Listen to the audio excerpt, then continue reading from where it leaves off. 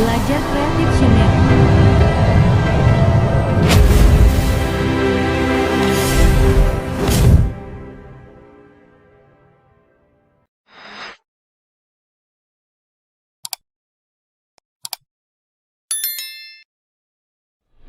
Assalamualaikum warahmatullahi wabarakatuh. Salam dan bahagia Guru Penggerak Indonesia. Perkenalkan, nama saya adalah Nur Satyani, calon Guru Penggerak Angkatan 9 dari SMK Negeri 1 Bukateja, Kabupaten Purbalingga. Video kali ini adalah koneksi antar materi modul 2.1, yaitu pembelajaran berdiferensiasi. Pembelajaran berdiferensiasi adalah proses yang komprehensif dan fleksibel yang mencakup perencanaan, persiapan, dan pencapaian pengajaran untuk mengakomodasi keragaman kebutuhan belajar murid di dalam kelas. Melalui pembelajaran berdiferensiasi, guru mempertimbangkan siapa yang mereka ajarkan, apa yang mereka ajarkan, di mana mereka mengajar, dan bagaimana mereka mengajar. Menurut Carol Tomlinson, mendiferensiasi pembelajaran berarti mengguncang apa yang terjadi di kelas sehingga siswa memiliki banyak pilihan untuk menerima informasi, memahami ide, dan mengekspresikan apa yang mereka pelajari. Mengapa guru harus menggunakan pembelajaran berdiferensiasi?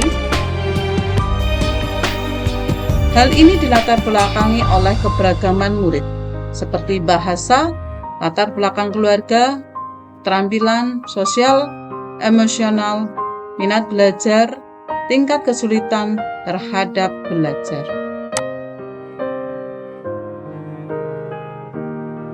Pembelajaran berdiferensiasi itu sangat efektif karena memiliki tujuan pembelajaran, di mana guru harus paham capaian pembelajaran dan tujuan pembelajaran agar dapat menentukan bagaimana ia dapat membantu murid-murid untuk mencapainya. B. Merespon dan memenuhi kebutuhan murid. Tujuan pembelajaran adalah mendefinisikan secara jelas, merespon kebutuhan belajar murid, hubungan belajar yang mengundang murid untuk belajar manajemen kelas yang efektif dan nilai berkelanjutan. C. Asesmen berkelanjutan. Praktik pembelajaran berdiferensiasi haruslah berakar pada asesmen. Asesmen formatif memungkinkan guru untuk mengenal murid mereka dengan lebih baik. Oleh karena itu, mereka dapat membuat keputusan terbaik demi menantang murid dengan tepat dan melibatkan murid dalam pembelajaran. Lingkungan belajar yang mengundang untuk belajar, dan yang terakhir adalah manajemen kelas yang efektif. Bagaimanakah pembelajaran berdiferensiasi dapat memenuhi kebutuhan belajar murid dan membantu mencapai hasil belajar yang maksimal? Di sini seorang guru harus mengetahui kebutuhan belajar murid. Yang pertama adalah kesiapan belajar murid, kedua adalah minat murid, dan ketiga adalah profil belajar murid. Kesiapan belajar murid atau readiness didefinisikan sebagaimana murid berada dalam hal pemahaman atau keterampilan. Mendiferensiasi pembelajaran berdasarkan tingkat kesiapan belajar murid mengharuskan guru untuk menilai pengetahuan awal, menentukan apa yang telah murid ketahui di mana murid berada. Hal ini bisa terlihat dari tabel equalizer, yaitu bersifat mendasar ke bersifat transformatif, konkret ke abstrak, sederhana ke kompleks, terstruktur ke terbuka, tergantung ke mandiri, dan dari lambat ke cepat. Hal ini bisa nampak dari contoh Bu Ani mengajar pembelajaran ekonomi. Tujuan pembelajaran yang ditetapkan adalah menghitung laba usaha. Ketika melakukan kesiapan belajar murid, Bu Ani bisa memiliki hasil. Beberapa murid bisa menghitung dengan cepat dan benar. Beberapa murid bisa menghitung dengan benar sesuai dengan waktunya. Beberapa murid bisa menghitung dengan benar dengan waktu yang lebih lama.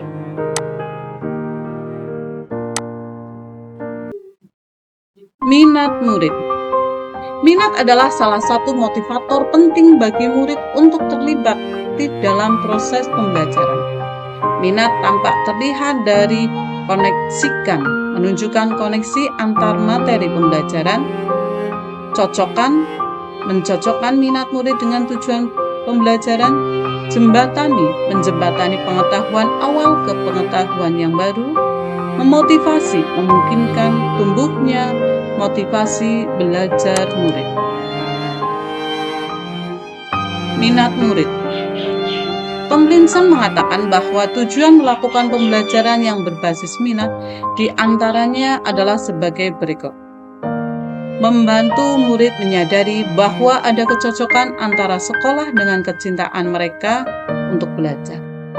Mendemonstrasikan keterhubungan antara semua pembelajaran, menggunakan keterampilan atau ide yang dikenal murid sebagai jembatan untuk mempelajari ide atau keterampilan yang kurang dikenal atau baru bagi mereka.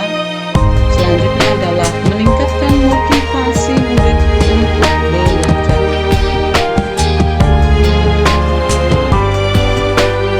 Bagaimanakah cara guru menarik minat?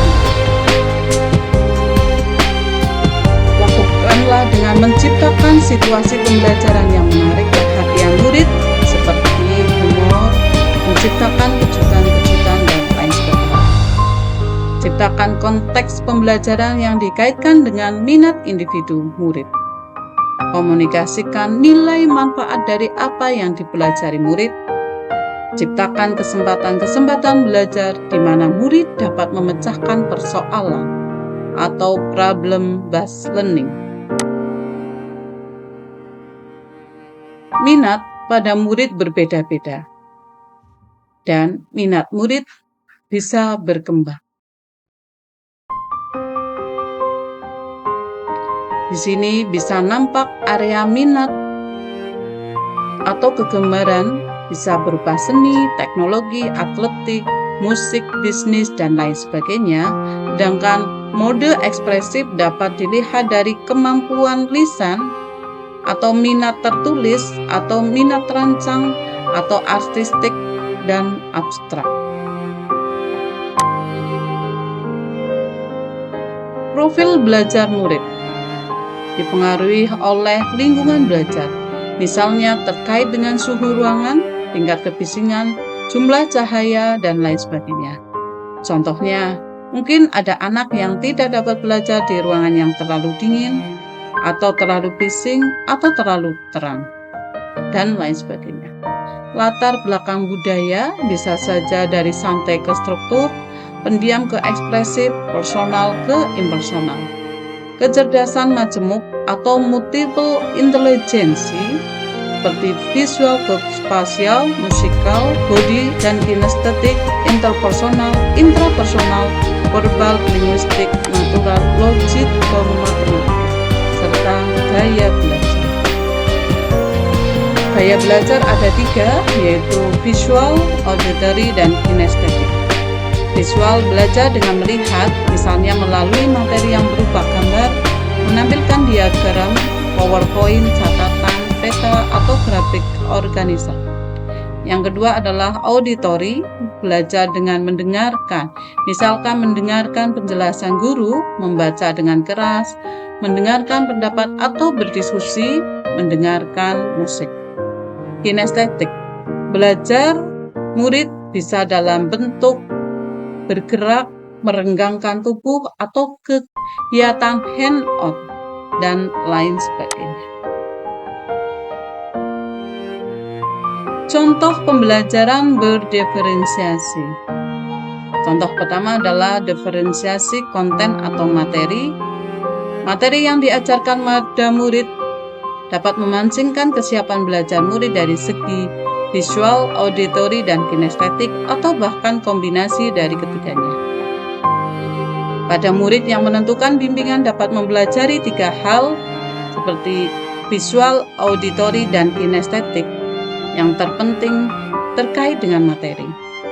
Murid yang cukup mahir dapat mempelajari keseluruhan materi, dan yang ketiga, murid yang sudah sangat mahir dapat diberikan pengayaan. Yang kedua adalah diferensiasi proses atau cara mengajarkan.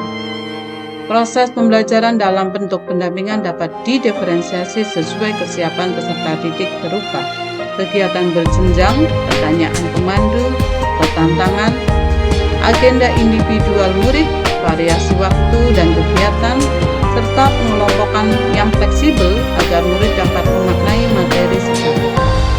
Pada murid yang membutuhkan bimbingan dapat dilakukan pengajarannya secara langsung.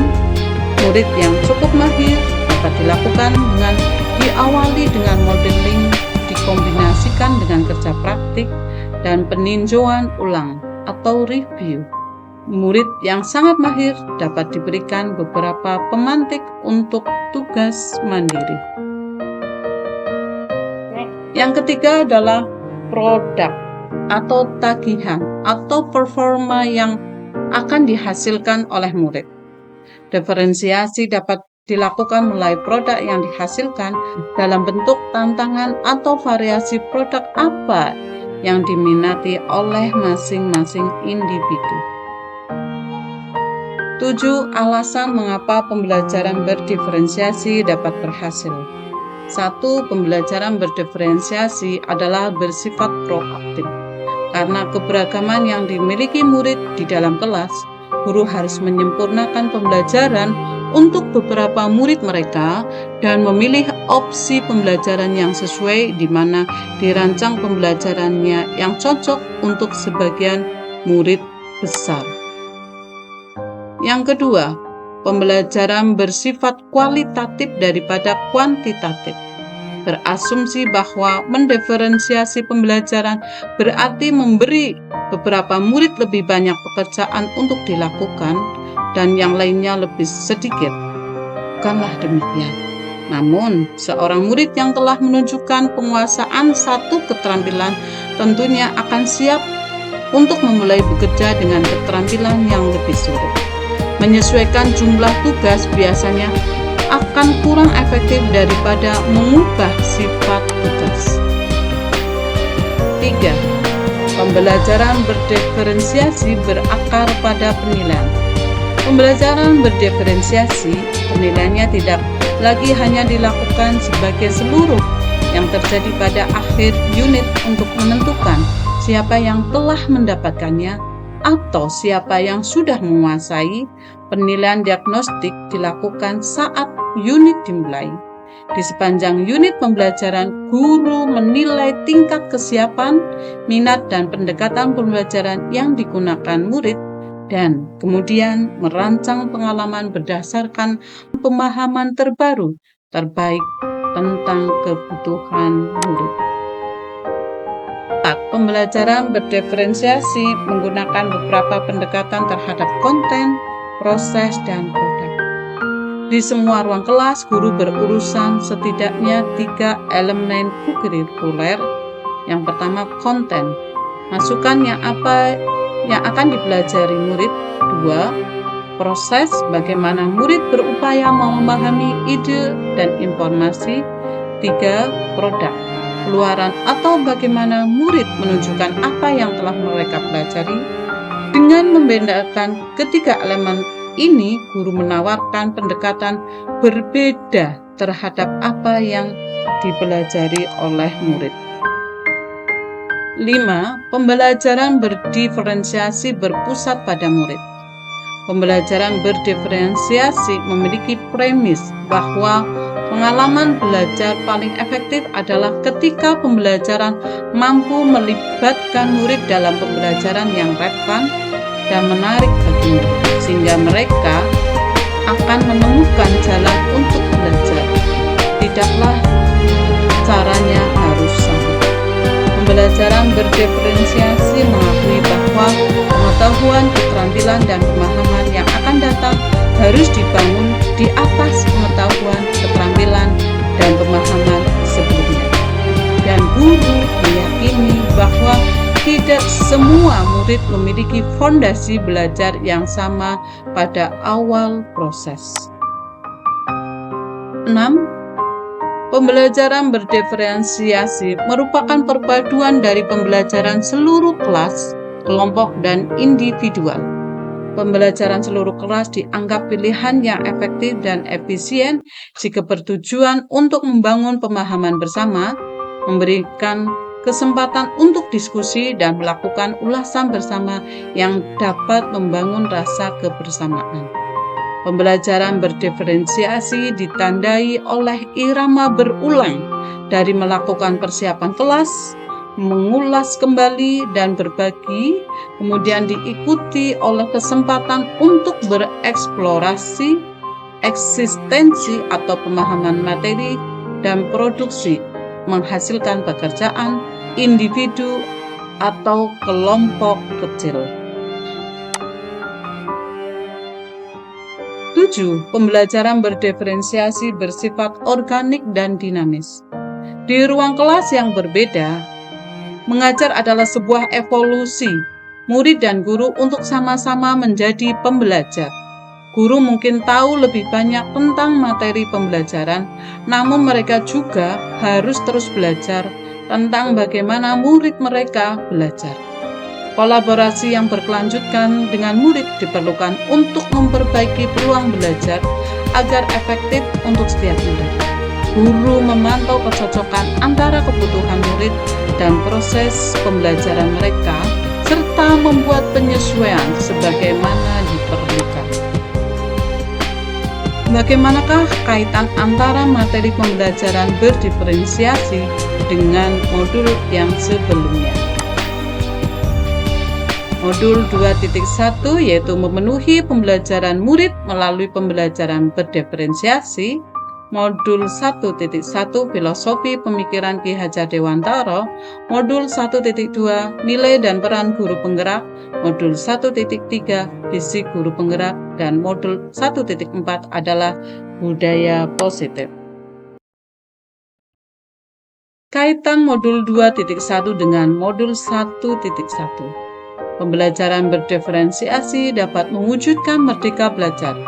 Berdasarkan pemikiran Ki Hajar Dewantara, pendidikan adalah menuntun sesuai dengan kodrat alam dan kodrat zaman, dengan berpihak kepada anak sesuai dengan perkembangan minat, bakat, potensi anak. Hal ini dikaitkan erat dengan pembelajaran berdiferensiasi yang memiliki tujuan memberikan pembelajaran kepada anak dengan cara memetakan kebutuhan murid sesuai kesiapan belajar dan profil belajar anak. Kaitan modul 2.1 dengan modul 1.2. Pembelajaran berdiferensiasi dapat mewujudkan merdeka belajar apabila guru penggerak telah memiliki nilai guna dan peran guru penggerak. Keduanya akan sejalan secara beriringan dan tidak bisa dipisahkan satu sama lainnya. Tugas guru selalu identik dengan pembelajaran atau kegiatan belajar mengajar. Peran guru adalah pembelajaran yang sangat penting dan komprehensif. Hal ini dapat dipahami karena guru merupakan ujung tombak pelaksanaan pendidikan di lapangan. Guru merupakan pelaksana proses pembelajar mengajar di sekolah, dan keberhasilan pengajarannya sangat menentukan keberhasilan pendidikan pada umumnya. Kaitan antara modul 2.1 dengan modul 1.3. Seorang guru penggerak tentunya memiliki visi untuk mewujudkan merdeka belajar. yang sesuai dengan profil pelajar Pancasila dengan melaksanakan pembelajaran yang berpihak pada anak, yang selaras dengan pembelajaran berdiferensiasi yang menyesuaikan kebutuhan belajar anak berdasarkan kesiapan belajar dan profil belajar. Untuk menciptakan pembelajaran berdiferensiasi, guru penggerak harus mampu berkolaborasi dengan seluruh komponen agar mampu mendukung terwujudnya visi guru penggerak.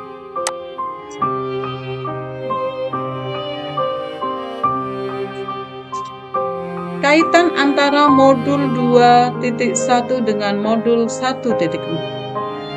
Budaya positif adalah mewujudkan nilai-nilai atau keyakinan universal yang dapat diterapkan di sekolah dengan belajar saling mendukung, dan pembelajaran berdiferensiasi dibangun dengan menerapkan budaya tersebut pada diri setiap orang. Di dalam kelas semuanya akan menyambut dan merasa disambut.